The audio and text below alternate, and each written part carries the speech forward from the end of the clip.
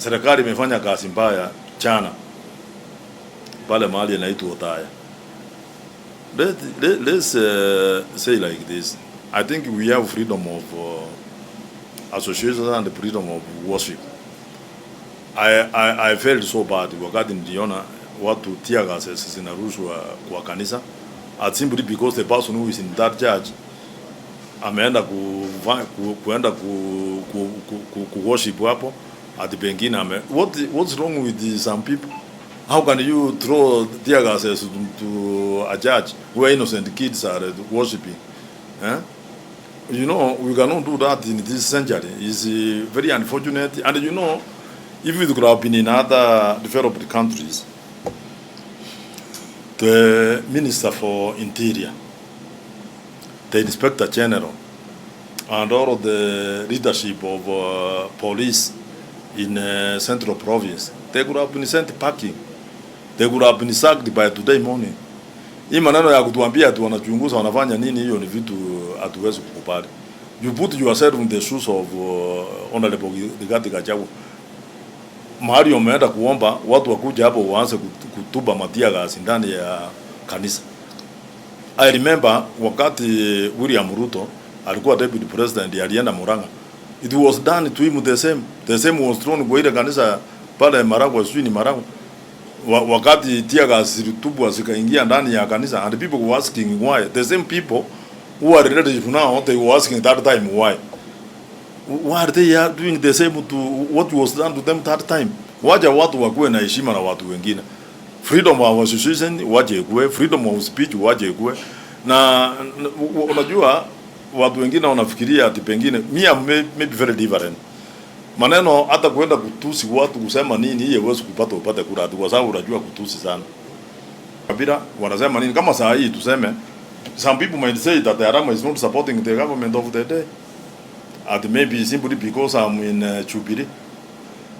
You can imagine a situation where Rigiji ameenda kuomba kanisa, watu wameenda ametuma tear gas. Am I going to just keep quiet and I'm a leader? Why throw tear gas to a judge? Those are some of the things you are asking. We are not against the government. Sisi nimesuport serikali. So I think waja tuendelee namna hiyo. Waja tuendelee kusaidia nchi. I said William Ruto apatwe nafasi. Alikuwa amesema kila mtu anasema scorecard. Waja tuongoje yeye atupe scorecard. Waja watu wasianze kumraumu, tusianze kusema nini, lakini mahali makosa yamefanyika lazima tuseme. And by the way, you don't need to be in the opposition as a member of parliament to point out mistakes which the government is doing. All members of parliament, we are supposed to oversight the government. So it doesn't matter where you are. So we want to see every member of parliament who saw what happened on Rigiji to come out and condemn so that we put the government on the toes. Ndio wasiende kufanya hiyo maneno kwa mwingine.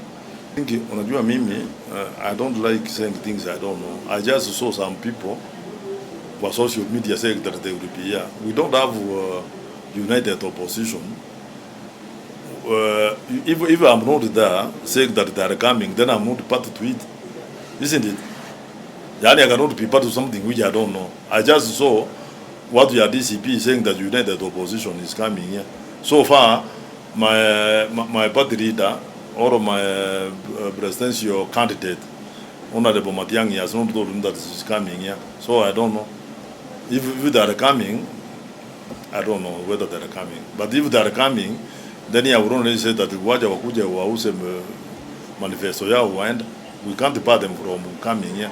But so far I'm not part and parcel of that 26 because I've not been consulted either as a Jubilee member of parliament or as a party. We are not aware. This gentleman here is from Jubilee. Is the chairman of Nakuru Town West chairman, and he said, I don't know whether he's aware. It's not. We have not been consulted. So wale watakuja tutasema tu wakuja. We don't have a problem, but I'm not aware. You know, let me tell you, my friends. Kukataza mtu asitembee cannot make you win against him. Sasa, how many times have we seen people here talking a lot of rubbish in Nakuru Town West? I've never barred them from talking, and I've been winning.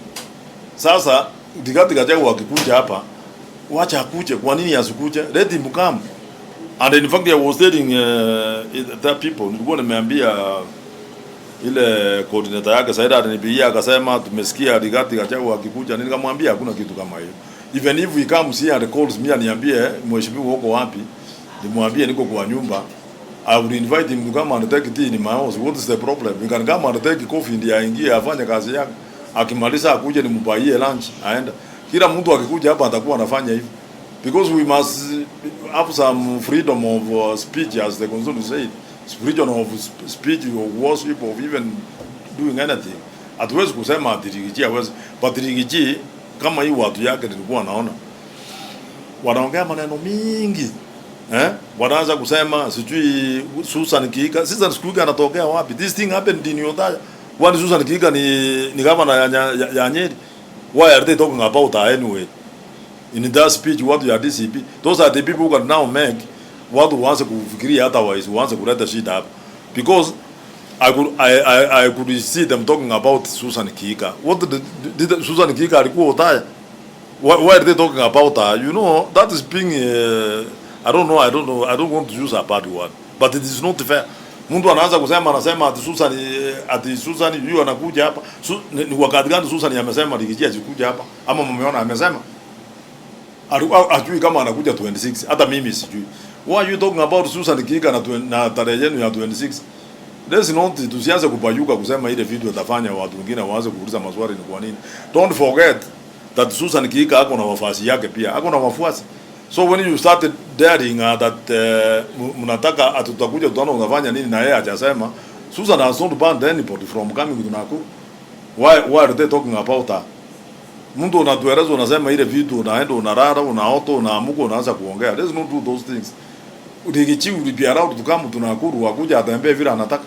Lakini kuanza kusema ati Susan tutaonana na wewe mtaona kama Susan amefanya nini. Some of us we are supporters of Susan Kihika. So when we hear you unaanza kutureta niye uraski why? And in any case Susan is our governor. We cannot want our governor to be married by a few people who want to talk that you are you know in Kenya the problem which we have ni wale watu wanaenda wanaongea kama wale nilikuwa naona ya DCP wanaongea maneno mingi alafu wanatumia watu yao wanawaambia sisi hapa tumekaa kabisa. That is not the way to go.